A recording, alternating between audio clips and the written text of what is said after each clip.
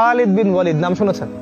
খালিদ বিন ওয়ালিদ উনি আগে ছিলেন কাফের, উহুদের যুদ্ধে আমাদের বিপক্ষে ছিলেন, তার হাতে অনেক মুসলিমের শাহাদাত আছে। উনি পরে ইসলাম কবুল করেন এবং এমন ভাবে ইসলামের খেদমত করেন, তিনি বলেছেন আমি 100টার মতো যুদ্ধ করেছি। 100টার মতো, 100টা যুদ্ধ করেছেন একজন ব্যক্তি ইসলামের পক্ষে। কোন যুদ্ধে তিনি পরাজিত হন নাই, কোন যুদ্ধে না।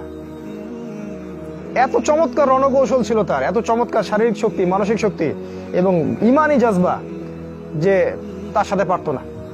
এই খালিদ বিন ওয়ালিদের সামনে একজন সাহাবী, তার নাম সালিম রাদিয়াল্লাহু আনহু, তিনি কোরআন তেলাওয়াত করছিলেন।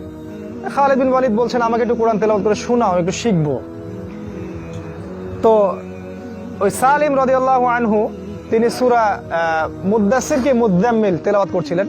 সেখানে আছে যারনি ওয়া মান খালাকতু ওয়াহিদা ওয়া জাআলতু লাহু মালাম মামদুদা ওয়া বানিনা শুহুদা, এই সূরাটা পড়ছিলেন।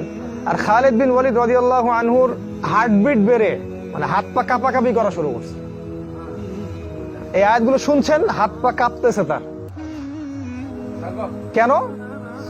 কারণ এই আয়াতগুলো নাজিল হয়েছিল তার বাবার জন্য, তার বাবা ওয়ালিদের জন্য এই আয়াতগুলো নাজিল হয়েছিল। তার বাবা ওয়ালিদ ইসলাম কবুল করেনি, কোরআনকে অস্বীকার করেছিল, তার বিপক্ষে এই আয়াতগুলো নাজিল হয়েছে। যারনি ওয়া মান খালাকতু ওয়াহিদা ওয়া জাআলতু লাহু মালাম মামদুদা ওয়া বানিনা শুহুদা ওয়া মাহাদতু লাহু তামহিদা, এই আয়াতগুলো। উনি ওর বাবার আয়াতগুলো শুনে থরথর করে কাঁপছেন। বিখ্যাত বীর, 100 যুদ্ধ করা মানুষ। আলী রাদিয়াল্লাহু আনহুর নাম শুনেছেন?